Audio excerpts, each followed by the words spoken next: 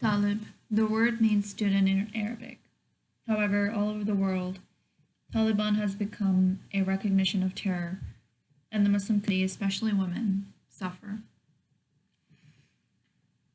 The Taliban in the Peshawar area in Pakistan have brainwashed men with their extremist Islamic views into making women stay at home and taking advantage of them and not providing any of their rights that Islam has actually given women.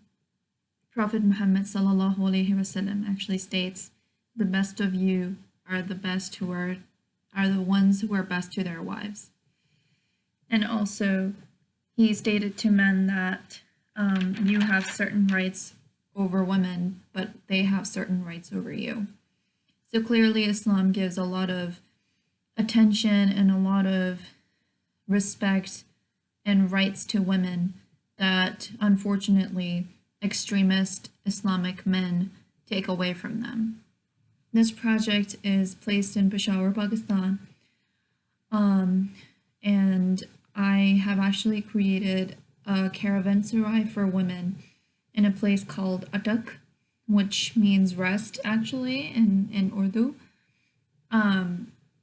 And that place is very magical because Atak Fort, which was built by Akbar, the Mughal emperor, was a place as a protection against enemies, and the Indus River that you can see here was traveled on by many traders and many merchants and along the Silk Route, but it was also traveled on by Taliban that came from Kabul River from Afghanistan.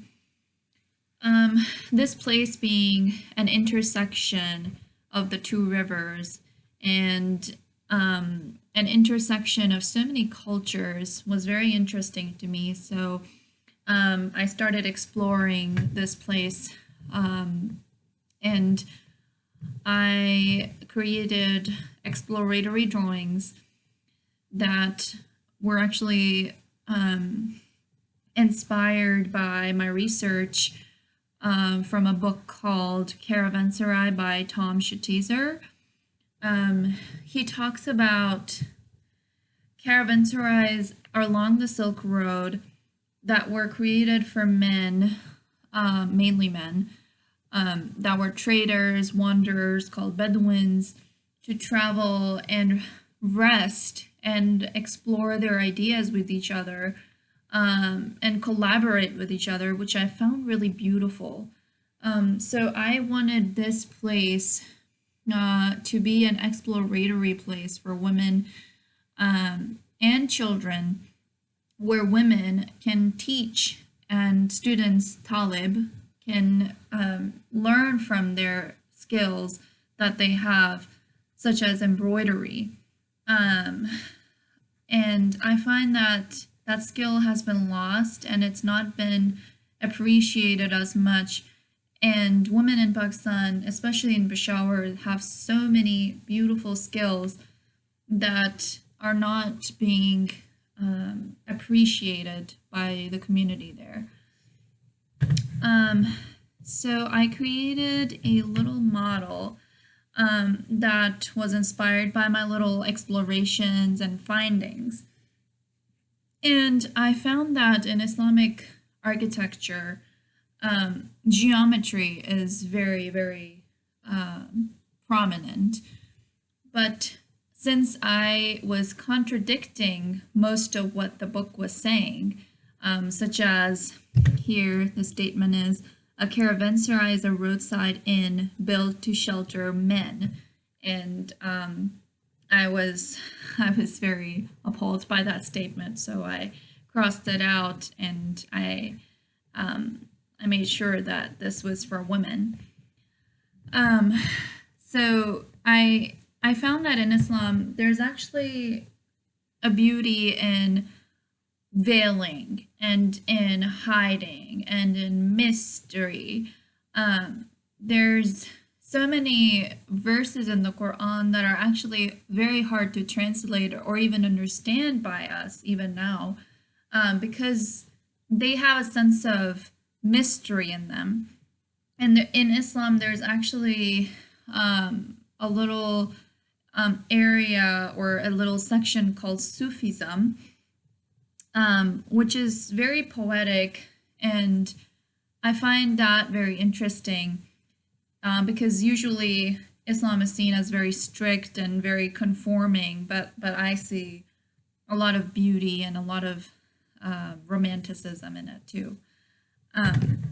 So this model was trying to convey that, and by creating this model with these veiled spaces, I found that this veiled space is actually becoming an opportunity for collaboration where women can teach embroidery skills to both male and female children, so that the new generation of Pakistan has a deeper insight of what the past has been and how to create a brighter future, where both men and women know all these skills that have usually only been associated with women.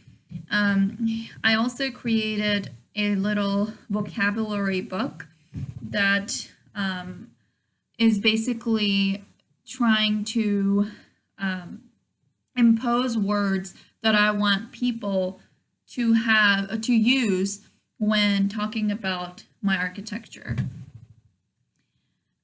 Here is a little plan / axon view of my exploration with the relationship between my architecture and the pre-existing fort, and also the Indus River that has so much history in it. I intend for this project to be open to males and females, but then getting lost in the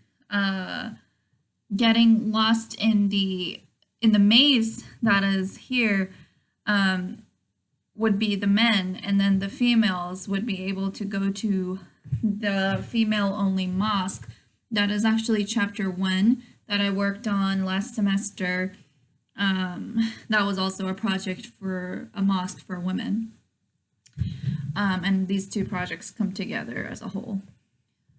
Here is a section view, and as you can see, I have the little text from the book, and it says typical floor plan, and this is none of that. This is a section view, and this isn't anything but typical, because I find that with Islamic architecture, there is a lot of grandeur, and there is a lot of beautification, and it is really appealing, but there is a sense of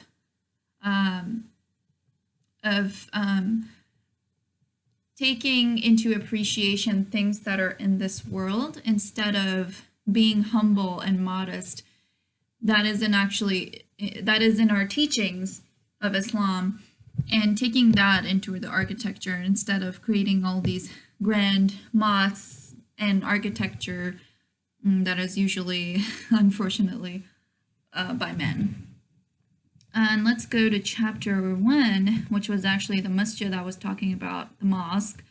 And that was, again, my idea of going back into the ground, going into the caves like our prophet did, to pray and to get connected to God, instead of being connected to this world with beautification and grandeur, because I found that the real power was within nature and being connected with nature and being connected to God instead of being connected to things that we have created in this world. Thank you very much. These are the two chapters that I have, and hopefully there will be many more chapters in the future.